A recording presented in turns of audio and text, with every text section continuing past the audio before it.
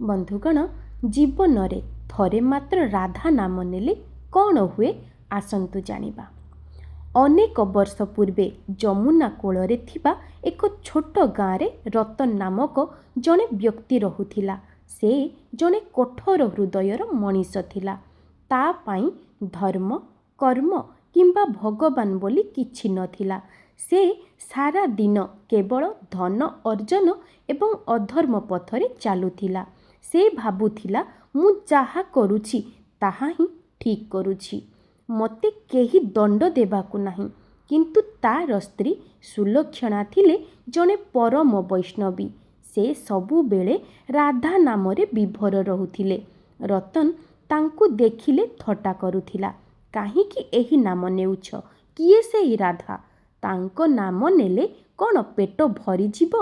ସୁଲକ୍ଷଣା କେବଳ ହସି ଦେଇ କହୁଥିଲେ, ସ୍ୱାମୀ, ଯେଉଁଦିନ ତୁମ ଜିହ୍ୱାରେ ଏହି ନାମ ଥରୁଟିଏ ଉଚ୍ଚାରଣ ହେବ, ସେଦିନ ତୁମେ ଏହାର ମହତ୍ତ୍ୱ ବୁଝିବ।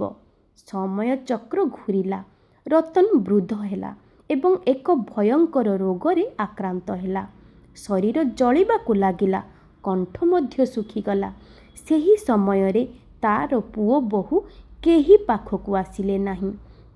କେବଳ ପତ୍ନୀ ସୁଲକ୍ଷଣା ତାଙ୍କ ମୁଣ୍ଡ ପାଖରେ ବସି ସେହି ଅମୃତ ନାମ ଶୁଣାଉଥିଲେ, ରାଧେ ରାଧେ ରାଧେ ରାଧେ। ଏଇଭଳି ଭାବରେ ରତନ ଯନ୍ତ୍ରଣାରେ ଛଟପଟ ହୋଇ ଚିତ୍କାର କଲା, ମୋତେ ରକ୍ଷା କର, ମୋତେ ବହୁତ କଷ୍ଟ ହେଉଛି। ସୁଲକ୍ଷଣା କାନ୍ଦି କାନ୍ଦି କହିଲେ, ପ୍ରଭୁଙ୍କ ନାମ ନିଅ, ସବୁ କଷ୍ଟ ଦୂର ହୋଇଯିବ। ରାଗ ଏବଂ ଯନ୍ତ୍ରଣାରେ ରତନ ଚିତ୍କାର କରି କହିଲା, ତୁମେ ଏହି ରାଧା ନାମ ନେଇ ମୋତେ ଆଉ ପାଗଳ କର ନାହିଁ। ଅଜାଣତରେ ହେଉ କିମ୍ବା ବ୍ୟଙ୍ଗରେ ରତନର ଜିହ୍ୱାରୁ ସେହି ଦୁଇଟି ପବିତ୍ର ଅକ୍ଷର ବାହାରି ଆସିଲା, ରାଧା।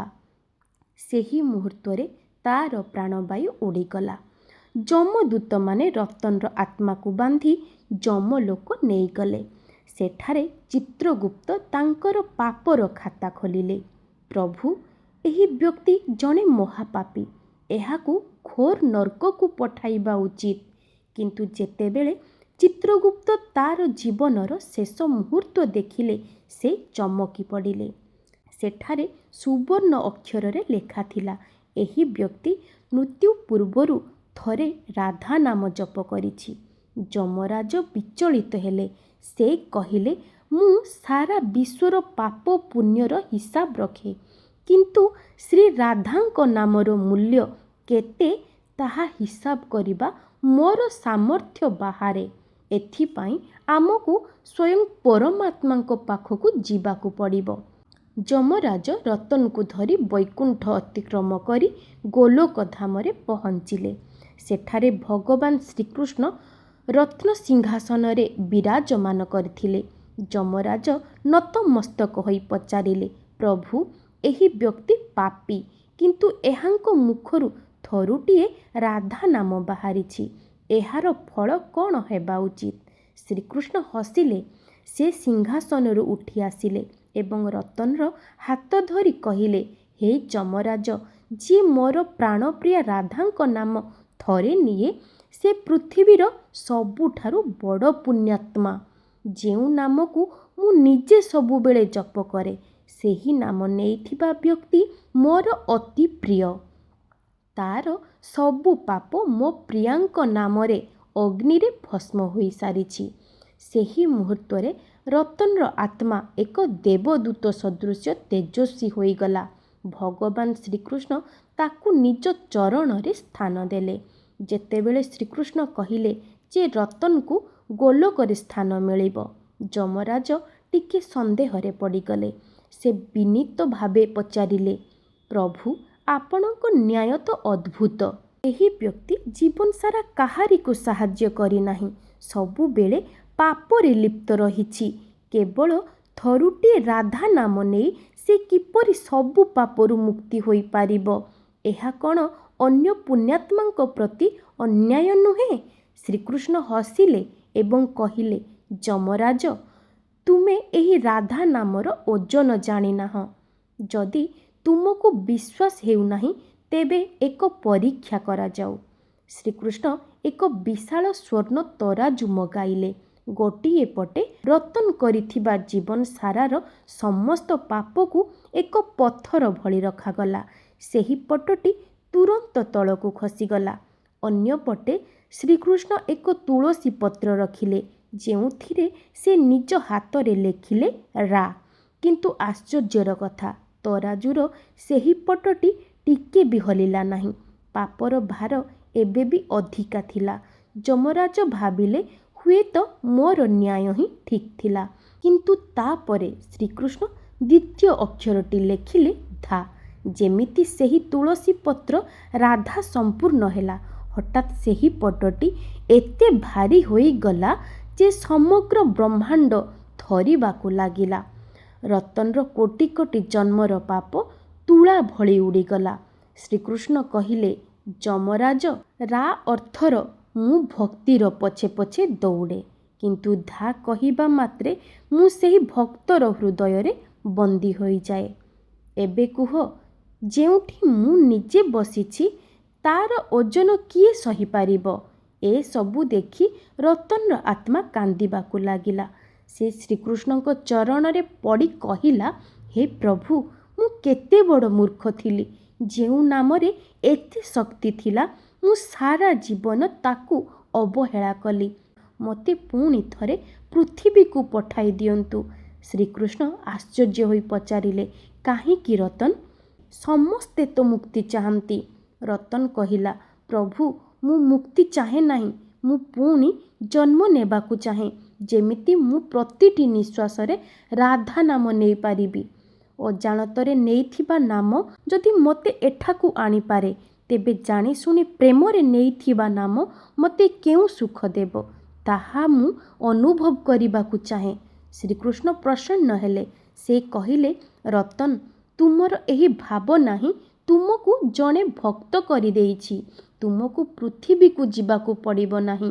ତୁମେ ଏବେ ଗୋଲୋକରେ ରହି ରାଧା ନାମର କୀର୍ତ୍ତନ କରିବ ଏବଂ ଯେତେବେଳେ ବି କୌଣସି ପାପୀ ପୃଥିବୀରେ ରାଧା ନାମ ନେବ, ତୁମେ ତାର ସାକ୍ଷୀ ରହିବ ଏବଂ ତାକୁ ମୋ ପାଖକୁ ଆଣିବାକୁ ବାଟ ଦେଖାଇବ। ଏହିପରି ଭାବରେ ଜଣେ ସାଧାରଣ ପାପୀ ବ୍ୟକ୍ତି ରାଧା ନାମର ମହିମାରେ ଗୋଲୋକର ଜଣେ ସେବକ ପାଲଟିଗଲା। ରତନ ଗୋଲୋକରେ ରହି ଦିନ ରାତି ରାଧେ ରାଧେ ଜପ କଲା। ତାର ଜପର ଶକ୍ତି ଏତେ ବଢ଼ିଗଲା ଯେ ସ୍ୱୟଂ ରାଧାଙ୍କ ସିଂହାସନ ଥରିବାକୁ ଲାଗିଲା। ଶ୍ରୀ ରାଧା ନିଜେ ଶ୍ୟାମସୁନ୍ଦରଙ୍କ ପାଖକୁ ଆସି ପଚାରିଲେ, ହେ ପ୍ରାଣନାଥ, ଏହି ନୂଆ ଭକ୍ତଟି କିଏ? ତାର ନାମ ଜପରେ ମୋତେ କାହିଁକି ଏତେ ଆକର୍ଷଣ ଅନୁଭବ ହେଉଛି? ସେ ତ ଜଣେ ମହାପାପୀ ଥିଲା ବୋଲି ଶୁଣିଛି। ଶ୍ରୀକୃଷ୍ଣ ହସିଲେ ଏବଂ କହିଲେ, ପ୍ରିୟେ, ସେ ଏବେ ପାପୀ ନୁହେଁ। ସେ ହେଉଛି ନାମର ପ୍ରେମୀ। ସେ ମୋତେ ନୁହେଁ, ବରଂ କେବଳ ତୁମକୁ ଖୋଜୁଛି। ରାଧାରାଣୀ ରତନ ପାଖକୁ ଗଲେ। ରତନ ଦେଖିଲା ସ୍ୱୟଂ କରୁଣାମୟୀ ମା ତାଙ୍କ ସାମ୍ନାରେ ଠିଆ ହୋଇଛନ୍ତି। ରତନ କାନ୍ଦି କାନ୍ଦି କହିଲା, ମା, ମୁଁ ତୁମ ନାମ ନେଇ ଏଠାକୁ ଆସିଯାଇଛି ସତ, କିନ୍ତୁ ମୋ ମନରେ ଏକ ବଡ଼ ଦୁଃଖ ରହିଯାଇଛି। ରତନର ଅଭିଳାଷା ଓ ପ୍ରେମର କଠୋର ପରୀକ୍ଷା। ରତନ କହିଲା, ମା, ମୁଁ ତ ଏଠାରେ ସୁଖରେ ଅଛି, କିନ୍ତୁ ପୃଥିବୀରେ ମୋ ପତ୍ନୀ ସୁଲକ୍ଷଣା ଏବେ ବି ମୋ ପାଇଁ କାନ୍ଦୁଛି। ସେ ସାରା ଜୀବନ ତୁମ ନାମ ଜପ କଲା, କିନ୍ତୁ ମୁଁ ପାପୀ ହୋଇ ମଧ୍ୟ ତା ପୂର୍ବରୁ ଏଠାକୁ ଆସିଗଲି। ଏହା କିପରି ନ୍ୟାୟ? ମୋର ସମସ୍ତ ପୁଣ୍ୟ ତାକୁ ଦେଇଦିଅ ଏବଂ ତାକୁ ଏଠାକୁ ଡାକିନିଅ। ଶ୍ରୀ ରାଧା ତାର ସରଳତା ଦେଖି ପ୍ରସନ୍ନ ହେଲେ ଏବଂ ଏକ ରହସ୍ୟ ଖୋଲିଲେ। ସେ କହିଲେ, ରତନ, ତୁମ ପତ୍ନୀ ଯେଉଁଦିନ ତୁମକୁ ରାଧା ନାମ ଶୁଣାଇଥିଲେ, ସେଦିନ ତାଙ୍କର ସମସ୍ତ ପୁଣ୍ୟ ତୁମ ଖାତାକୁ ଚାଲି ଆସିଥିଲା। ଭକ୍ତିର ଏହା ହିଁ ନିୟମ। ଭକ୍ତ ନିଜ ପାଇଁ ନୁହେଁ, ଅନ୍ୟର କଲ୍ୟାଣ ପାଇଁ ବଞ୍ଚେ। ଶ୍ରୀ ରାଧା କହିଲେ, ରତନ, ତୁମେ ଯଦି ତୁମ ପତ୍ନୀଙ୍କୁ ଏଠାକୁ ଆଣିବାକୁ ଚାହୁଁଛ, ତେବେ ତୁମକୁ ପୁଣି ଥରେ ମର୍ତ୍ତ୍ୟମଣ୍ଡଳକୁ ଯିବାକୁ ହେବ, କିନ୍ତୁ ଏଥର ମଣିଷ ହୋଇ ନୁହେଁ, ଏକ ପକ୍ଷୀ ହୋଇ। ରତନ ରାଜି ହୋଇଗଲା। ସେ ବୃନ୍ଦାବନରେ ଏକ ଗଛରେ ଏକ ସୁନ୍ଦର ଶୁଆ ହୋଇ ଜନ୍ମ ନେଲା। ତାର କାମ ଥିଲା ସକାଳୁ ସଞ୍ଜ ପର୍ଯ୍ୟନ୍ତ କେବଳ ରାଧେ ରାଧେ ଗାଇବା। ଦିନେ ସୁଲକ୍ଷଣା ଯମୁନାରେ ସ୍ନାନ କରିବାକୁ ଆସିଥିଲେ। ସେ ଦେଖିଲେ ଏକ ପକ୍ଷୀ ଏତେ ମଧୁର ସ୍ୱରରେ ରାଧା ନାମ ଗାଉଛି ଯେ ତାଙ୍କ ଆଖିରୁ ଲୁହ ଝରିଲା। ସେ ସେହି ପକ୍ଷୀଟିକୁ ନିଜ ପାଖକୁ ଡାକିଲେ। ପକ୍ଷୀଟି ସୁଲକ୍ଷଣାଙ୍କ କାନ୍ଧରେ ବସିଲା ଏବଂ ତାଙ୍କ କାନରେ କହିଲା, ରାଧେ ରାଧେ। ମୁକ୍ତି ଅପେକ୍ଷା ଭକ୍ତି ବଡ଼। ରାଧେ ରାଧେ। ସୁଲକ୍ଷଣା ସେହି ମୁହୂର୍ତ୍ତରେ ବୁଝିଗଲେ ଯେ ଏହା ସାଧାରଣ ପକ୍ଷୀ ନୁହେଁ। ସେହି ନାମର ପ୍ରଭାବରେ ସୁଲକ୍ଷଣା ଏବଂ ସେହି ପକ୍ଷୀ ଦୁହେଁ ଏକା ସାଙ୍ଗରେ ପରମ ଧାମକୁ ଯାତ୍ରା କଲେ। ଗୋଲୋକ ଦ୍ୱାରରେ ସ୍ୱୟଂ ଶ୍ରୀକୃଷ୍ଣ ଓ ରାଧା ସେମାନଙ୍କୁ ସ୍ୱାଗତ କଲେ। ଶ୍ରୀକୃଷ୍ଣ କହିଲେ, ରତନ, ତୁମେ ପ୍ରମାଣ କରିଦେଲ ଯେ ରାଧା ନାମ କେବଳ ପାପ ଧୋଇ ଦିଏ ନାହିଁ, ବରଂ ଏହା ଏକ ପାପୀକୁ ପକ୍ଷୀଟିଏ କରି ମଧ୍ୟ ସେବା କରିବାର ସୁଯୋଗ ଦିଏ। ରାଧା ନାମ ହେଉଛି ଏକ ଅନନ୍ତ ବୃତ। ଯିଏ ନାମ ନିଏ ସେ ତରେ, ଯିଏ ନାମ ଶୁଣାଏ ସେ ମଧ୍ୟ ତରେ, ଆଉ ଯିଏ ନାମ ଶୁଣି ପରିବର୍ତ୍ତିତ ହୁଏ ସେ ଭଗବାନଙ୍କ ହୃଦୟରେ ବସେ। ବନ୍ଧୁଗଣ, ଆଶା କରୁଛି ଆଜିର ଭିଡ଼ିଓଟି ଆପଣମାନଙ୍କୁ ନିଶ୍ଚୟ ଭଲ ଲାଗିଥିବ। ଆଜି ପାଇଁ ରହୁଛି। ନମସ୍କାର।